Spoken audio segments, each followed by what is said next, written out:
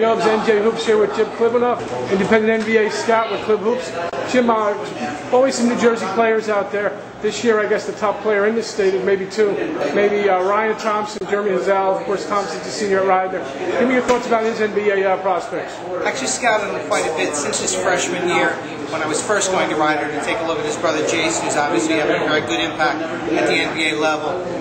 Ryan Thompson knows how to fit in. He can really contribute in a lot of facets of the game. He's not a star in that he's not gunning for 24, 25 points a night. He understands the team concept, and I think that'll help him in his play to make it as possibly a second rounder. And just a guy who could be a glue guy, who can fit in and play defense, defend multiple positions, small forwards, two guards. He can just do a little bit of everything, and he knows. And you see Jason Thompson has a very good feel for the game also. This is certainly a scaled-down guard version of that kind of a player. And I think his brother sets a very good example for him. Now, how about Jeremy Hazel, obviously one of the leading scorers in the Big East. Only a junior, but he could definitely put the ball in the basket for Cibanoff. Jay, he's also a little bit older for his class, so an early entry is a possibility definitely for Jeremy. When he looks good, he looks unstoppable. When he's off and he puts up one of those 6 for 24s, then you start to question his consistency. So I think if he puts it all together this year and does play consistently from beginning to end of the season, he's definitely got a chance. And an early entry is a strong possibility. If he gets one of those 36% field goal percentage streaks, that can really turn a lot of people off.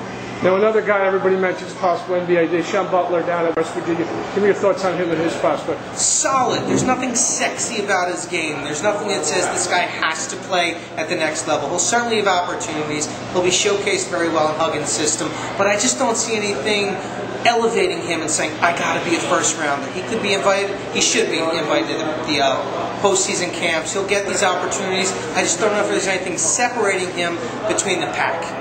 And now, America East two-time player of the year, Marcus Blakely, great athlete. What are your thoughts about him? Jay, it's tough for a guy like that who plays really 14 feet and in. Tremendous credentials, tremendous statistics, but that's what is necessary for success at the American East level. At his height, 6'5", 6'5 and a half, he'll have to make the transition to full-time wing player. I'm actually going to scout him tomorrow, so I'll get an idea to see if he put the time in over the summer to develop that part of his game. But his job is to help them win games, not to be highlighted as an NBA wing player. So it's really going to take a big transition for him, not an easy one.